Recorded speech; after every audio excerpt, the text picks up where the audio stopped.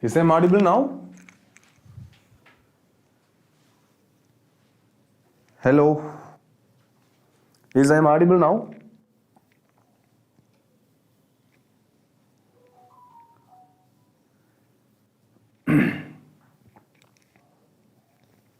Is I audible now?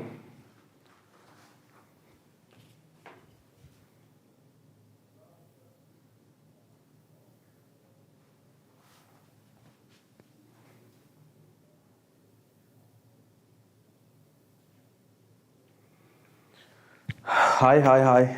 Good evening. So, I think the video, audio is everything is perfect, right? Video, audio, ellame perfect, huh? Yeah, good evening. Hi, Joel Stanley, Vignesh Kumar, அப்புறம் டாக்டர்னு ஒரு பேர் வந்திருக்கு. Yes, Hemalatha, NEET aspirant, digitally, everyone. Good evening, guys. Good evening.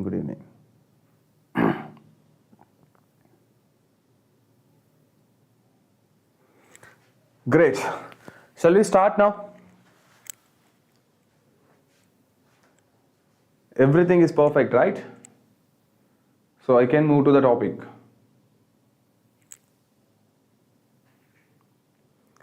Hi, Rajendran.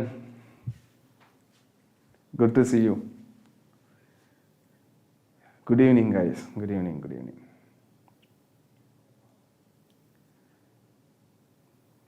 Right. How many lectures is there? This is last lecture. Okay. For laws of motion, this is last lecturer. Then Monday, Tuesday, Wednesday. I think 3 days is enough. 3 days is enough for work power energy. Okay va? So work power energy முடிச்சதுக்கு அப்புறம் ரொம்ப important topic system of particles பார்க்க போகிறோம். Work power எனர்ஜிக்கு 3 days is enough. Okay, come on. That is very small topic.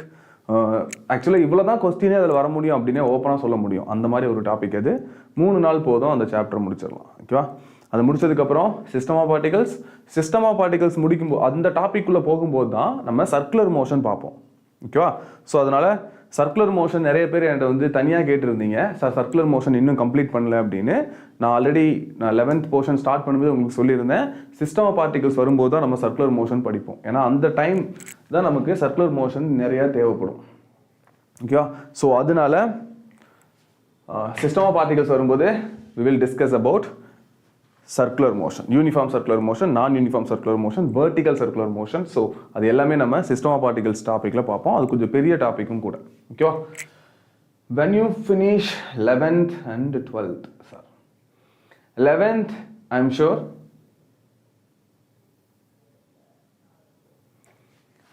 11th February அந்த மாதிரி முடிஞ்சிடும். parallelly I will do 12th also. okay, don't worry.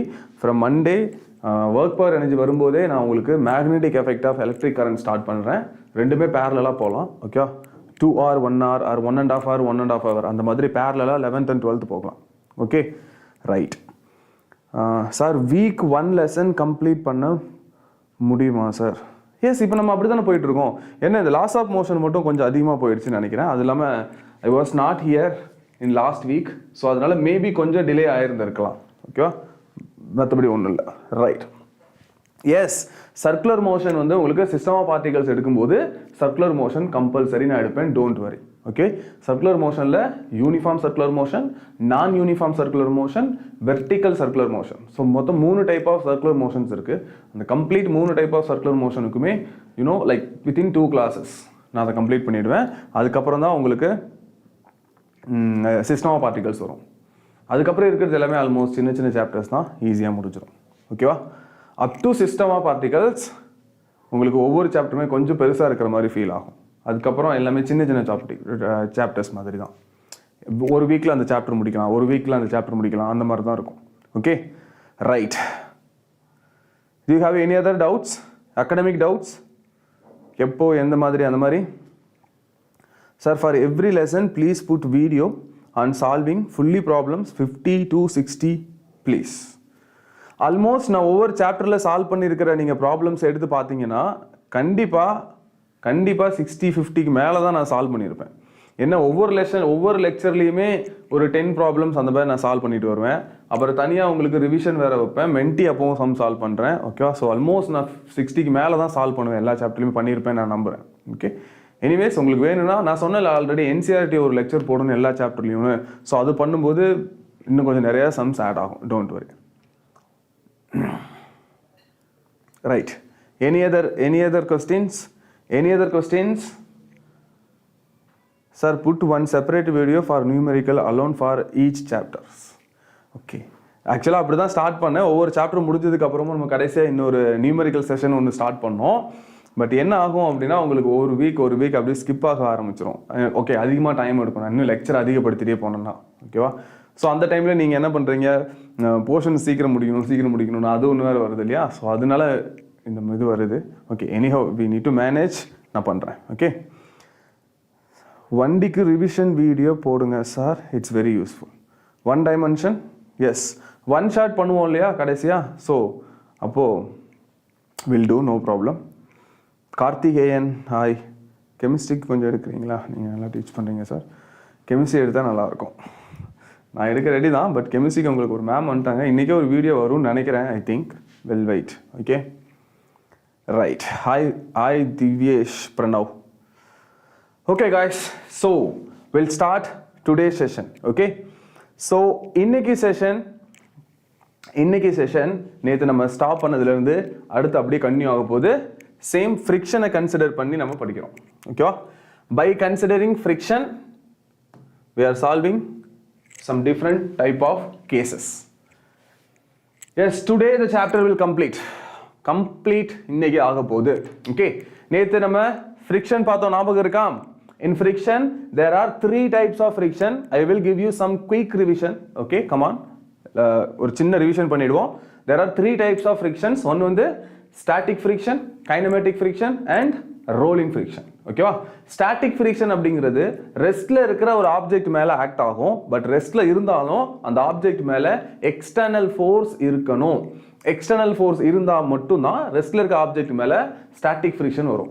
Sir ரெஸ்ட்ல இருந்தாலும் சரி, மூவ் ஆனாலும் சரி, ஓகே, ரோல் ஆனாலும் சரி, எந்த கண்டிஷன்னாலும் எக்ஸ்டர்னல் ஃபோர்ஸ் இருந்தால் தான் அந்த ஆப்ஜெக்ட் ஸ்லைட் ஆக முடியும். ஸ்லைட் ஆக ட்ரை பண்ணுது இல்லை ஸ்லைட் ஆகுதுன்னா தான் ஃப்ரிக்ஷன் வந்து ஆக்ட் ஆகும். ஓகேவா? Friction only depends relative motion. Okay, relative motion இருந்தால் தான், டேபிளுக்கும் மேலே இருக்கிற ஆப்ஜெக்ட்டுக்கும் நடுவில் ரிலேட்டிவ் மோஷன் இருந்தால் தான் friction will happen. Okay, so அந்த பாயிண்ட் ஞாபகம் வச்சுக்கோங்க. ஃப்ரிக்ஷன் வரணும் அப்படின்னா relative motion should be happen. ஓகேவா? Right. shall I move to next? So அதில் என்னென்ன டைப் ஆஃப் ஃப்ரிக்ஷன்ஸ் பார்த்தோம்? 3 டைப் பார்த்ததுல ஃபர்ஸ்ட் ஸ்டாட்டிக் ஃப்ரிக்ஷன். நீங்கள் μs அப்படிங்கிறது என்னன்னா, μs is nothing but coefficient of static friction constant. μsங்கிறது coefficient of static friction. So μs வேல்யூவை சப்ஸ்டியூட் பண்ணி நீங்கள் கால்குலேட் பண்ணுற frictional force is always limiting friction, maximum limiting ஃப்ரிக்ஷனாக இருக்கும். அந்த மேக்ஸிமம் லிமிட்டிங் ஃப்ரிக்ஷனை வச்சுக்கிட்டு தான் நீங்கள் எக்ஸ்டர்னல் அப்ளை பண்ண ஃபோர்ஸை வச்சு நீங்கள் பேலன்ஸ் பண்ணி பார்க்கணும். எக்ஸ்டர்னல் ஃபோர்ஸ், நீங்கள் எக்ஸ்டர்னல் கொடுத்த ஃபோர்ஸ் லிமிட்டிங் ஃப்ரிக்ஷனை விட அதிகமாக இருந்துச்சுன்னா object can move, object can accelerate. Okay, external force limiting ஃப்ரிக்ஷனுக்கு ஈக்குவலாக இருந்துச்சுன்னா object is set ready to move. ஓகேவா? எக்ஸ்டர்னல் ஃபோர்ஸும் லிமிட்டிங் ஃப்ரிக்ஷனும் சேமாக இருக்கும்போது ஆப்ஜெக்ட் மூவ் ஆக ரெடி ஆகும், பட் ஆக்சலரேட் ஆகாது. ஓகேவா? நெக்ஸ்ட், இதுவே external force lesser than limiting ஃப்ரிக்ஷனாக இருந்துச்சு அப்படின்னா object should be in rest condition. Okay, so அதெல்லாம் நேற்று நம்ம பார்த்தோம். Keep the those points in your mind. Okay, right. So இன்னைக்கு பார்க்க போகிறது block push against the wall. Okay, இது எப்படின்னா, இது ஒரு வெர்டிக்கல் வால், ஒரு வால். ஓகேவா? இந்த வாலுக்கு அகைன்ஸ்டா ஒரு புக்கோ ஒரு மாஸோ இல்லை ஒரு பிளாக்கோ வச்சிருக்கீங்க. ஓகேவா? இப்போ இந்த பிளாக் நார்மலாக ஒரு வால் பக்கத்தில் வச்சு இந்த பாக் கீழே விழும்ல, டியூ டு கிராவிட்டி இந்த பிளாக் கீழே விழணும் இல்லையா? பட் இதை விழக்கூடாது அப்படின்னா நீங்க கீழே இருந்து இதை தாங்கி பிடிக்கணும்னு அவசியம் கிடையாது. நம்ம வேற ஒரு இது பண்ணி கூட இதை உங்களால ஸ்டாப் பண்ண முடியும். இப்போ நீங்க இப்படி எக்ஸ்டர்னலா ஒரு எஃப்ங்கிற ஃபோர்ஸை புக்கு மேல கொடுத்து புஷ் பண்ணீங்கன்னு வச்சுக்கலாம். இது வால். வால்னா என்ன அர்த்தம்? Wall is a rigid. Okay, rigid பாடியா? இப்போ நீங்க எக்ஸ்டர்னலா எஃப்ங்கிற ஃபோர்ஸை புக்கு மேல கொடுத்தீங்கன்னா புக் அதே எஃப்ங்கிற ஃபோர்ஸை இந்த வால் மேல கொடுக்கும். இப்போ வால் என்ன பண்ணும் திருப்பி இவர் என்ன ஃபோர்ஸோ புக் மேல கொடுத்தா புக் வந்து என்ன ஃபோர்ஸோ வால் மேல கொடுத்துச்சோ அதே ஃபோர்ஸை வால் திருப்பி புக் மேலயோ இல்ல அந்த பிளாக் மேலயோ கொடுக்கும் ஓகேவா நீங்க பிளாக் மேல கொடுக்கிற ஃபோர்ஸ் F இந்த பிளாக் வால் மேல அதே ஃபோர்ஸை டிரான்ஸ்ஃபர் பண்ணும் வால் திருப்பி ரியாக்ஷனல் ஃபோர்ஸா நார்மல் ஃபோர்ஸா அதே F மறுபடி பிளாக் மேல கொடுக்கும் ஓகே இப்போ இந்த கான்டாக்ட் ஏரியா ஓகே இதான் பிளாக்னு வெச்சுக்கோங்க சாரி இதான் வால்னு வெச்சுக்கோங்க வாலுக்கு மேல இப்ப இந்த பிளாக் இருக்கு இப்போ பிளாக்கோட இந்த ரீஜியனும் வாலோட இந்த ரீஜியனும் தானே இப்ப கான்டாக்ட்ல இருக்கு இந்த கான்டாக்ட் ஏரியாவுக்கு பெர்பெண்டிகுலரா இந்த வால் கொடுக்கிற force which is normal force okay that is F நீங்க எக்ஸ்டர்னலா கொடுத்தீங்க இல்லையா அந்த ஃபோர்ஸ் தான் இப்போ இங்க நார்மல் ஃபோர்ஸா ஆக்ட் ஆகுது இந்த பிளாக்கோட weight என்ன பண்ணும் is always acting vertically downwards so due to weight இந்த பிளாக் கீழ ஸ்லைட் ஆக ட்ரை பண்ணும் இங்க இருக்கிற பிளாக் வெயிட்டால கீழ நகர ட்ரை பண்ணும் இப்படி நகர try பண்ணிச்சுனா there is relative motion between the wall and the block பிளாக்குக்கும் வாலுக்கும் நடுவுல ரிலேட்டிவ் மோஷன் வருதா இப்போ இந்த ரிலேட்டிவ் மோஷன் என்னது இன்டியூஸ் பண்ணும் it will create frictional force இப்போ இது frictional force புக் கீழ விழ ட்ரை பண்றதுக்கு ஆப்போசிட்ல frictional force கிரியேட் பண்ணும் இந்த வாலுக்கும் இந்த புக்குக்கும் நடுவுல இருக்கிற coefficient static coefficient if it is mu s okay வாலுக்கும் இந்த புக்குக்கும் நடுவுல இருக்கிற static coefficient ஒருவேளை mu s ஆ இருந்துச்சுனா the limiting friction is mu s into normal force limiting friction is always equals to mu s into normal force inga normal force என்னது Fn is nothing but normal force okay so normal force க்கு பதிலா mu s into F normal force is nothing but F நீங்க apply பண்ண அந்த force தான் இப்போ normal ஃபோர்ஸா transfer ஆகுது புக்ல இருந்து ஆர் பிளாக்ல இருந்து வாலுக்கும் வால்ல இருந்து பிளாக்குக்கும் so this external force is nothing but normal force okay now this is frictional force which is created by the wall on the block எப்போ against to the gravitational force இந்த பக்கம் gravitational force இப்போ for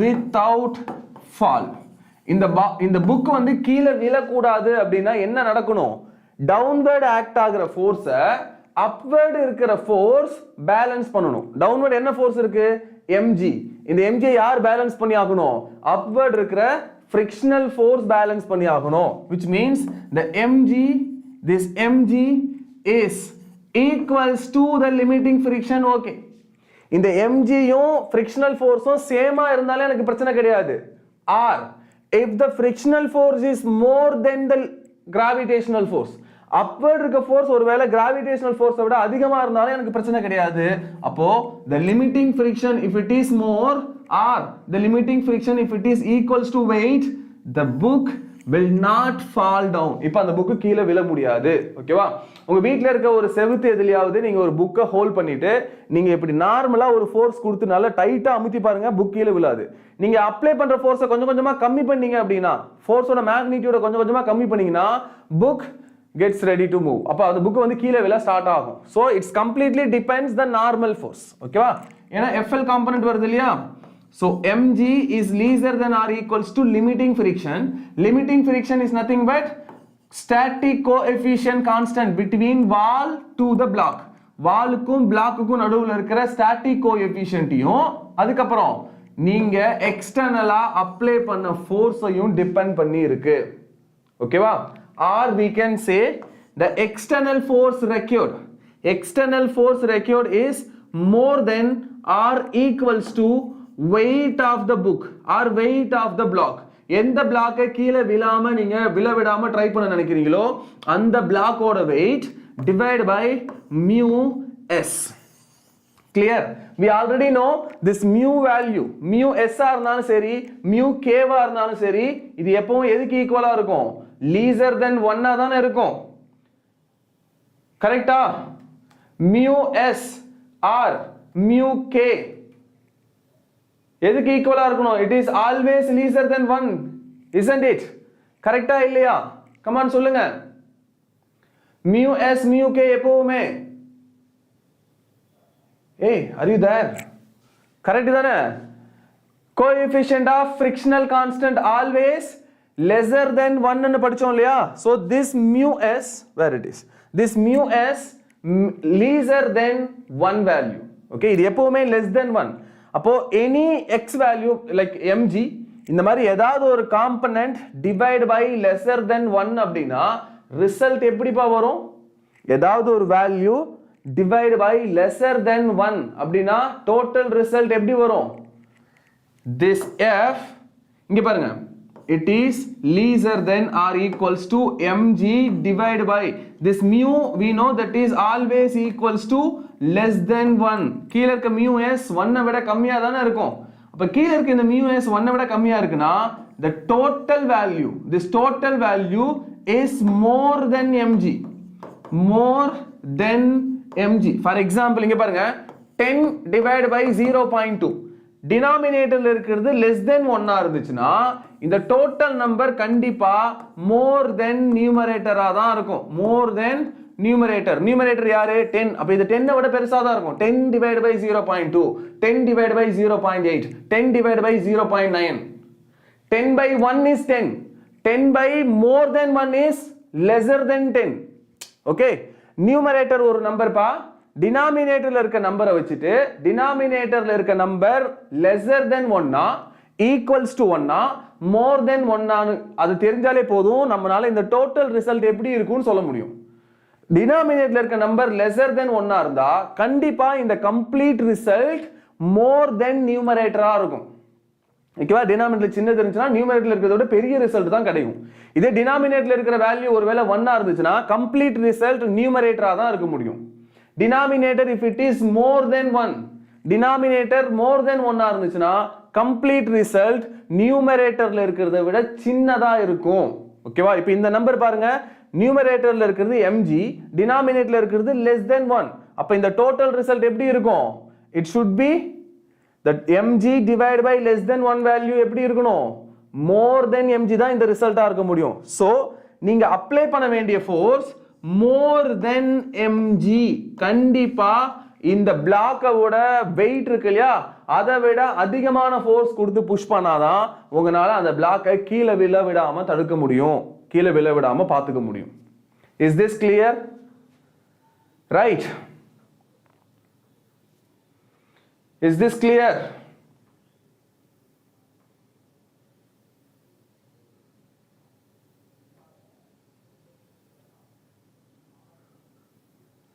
Shall we move?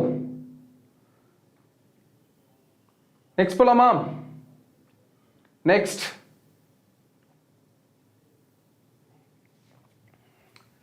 Right.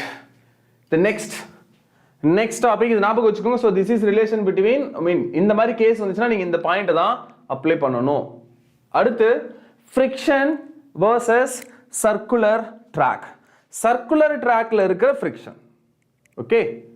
Listen, நான் இங்க ஒரு diagram, நான் ஒரு video போடுறேன், ப்ளே பண்றேன்.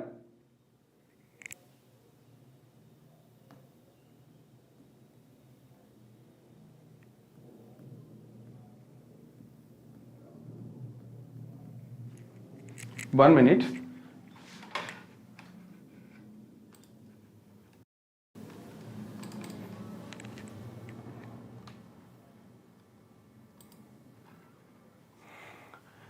Listen guys, listen.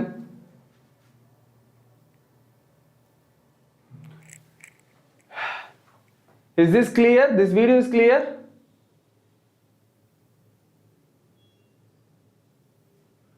Video தெரியுதா உங்களுக்கு?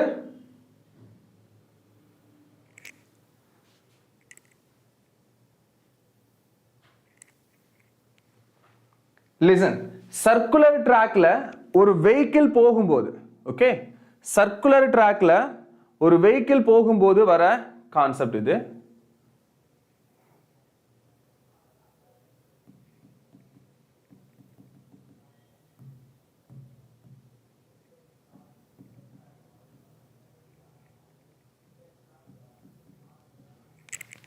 What happened?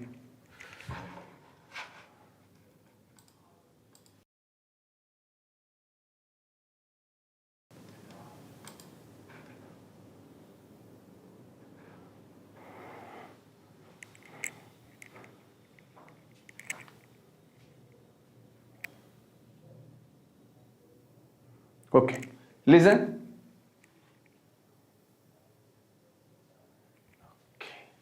listen guys, இது ஒரு circular track. இந்த track ஓட radius is r. இங்க பாருங்க, இதுதான் track ஓட radius.